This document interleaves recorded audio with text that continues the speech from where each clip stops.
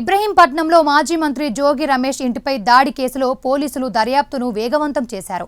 ఈ కేసులో ఇప్పటివరకు 11 మంది టీడీపీ నాయకులు, కార్యకర్తలను అరెస్టు చేశారు. అనంతరం నిందితులకు ఇబ్రహీంపట్నం పోలీసులు 41 నోటీస్ ఇచ్చారు.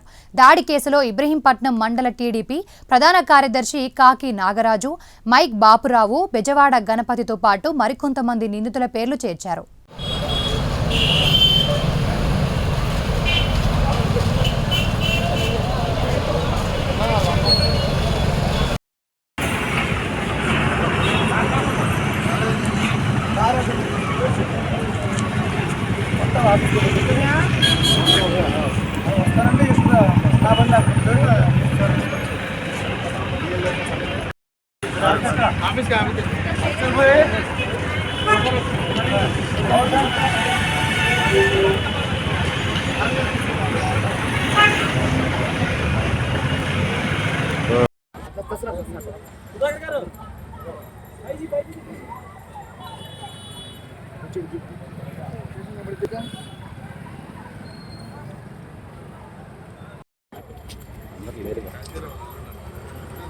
ఓకే